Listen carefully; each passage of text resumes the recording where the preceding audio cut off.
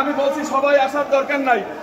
আপনারা সরকারের প্রতিনিধিত্ব করেন, প্রত্যেকটি থানায় যারা ইউনো সাহেবরা আছেন, এসিল্যান্ড আছেন, তারা ভূমি প্রতিনিধিত্ব করেন, মোট কথা আপনারা সরকারের প্রতিনিধিত্ব করেন, যে আপনারা আমাদের সাথে সামিল হন এবং আপনারা অফিসগুলো একটু বন্ধ করেন। এটা হলো আমাদের রিকোয়েস্ট, যাতে আমরা একসাথে আপনাদের সাথে থাকতে পারি এই এলাকার মানুষ হিসেবে। সাধারণ মানুষের যৌক্তিক দাবি যেটা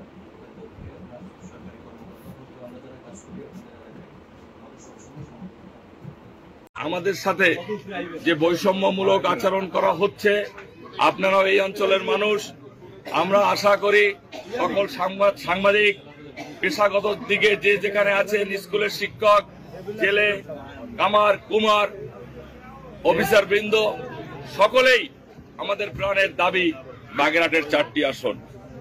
আমরা যারা আছি সকলে আমরা এই আবেদনটা করেছিলাম সিআইসির কাছে যে আপনারা আমাদের 4টে আসন পূর্ণ বহল করেন, কিন্তু তারা আমাদের কথা কর্ণপাত না করে আগে আমাদের মোড়লগঞ্জের সাথে মোংলা ছিল, এখন আমাদের মোড়লগঞ্জের সাথে কচুয়া দিয়েছে, বাগেরহাটের সাথে মোল্লারহাট দিয়েছে, আরো তালবাহানা করেছে।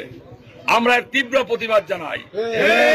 আমরা খানজানাল ব্রিজ জড়িত এই বাগেরহাটের মানুষ, আমাদের এখানে কোনো ব্যক্তিগত দলের বা একটি দলের কোনো আন্দোলন নয়, এটি সমষ্টিগত, এই সর্বদলীয়, এই মামাটি মানুষের, আমার মায়ের, আমার বোনের, আমার চাচির, আমার ভাইয়ের, আমার চাচার, আমার বাবার, সকলের অস্তিত্ব এর মধ্যে জড়িত।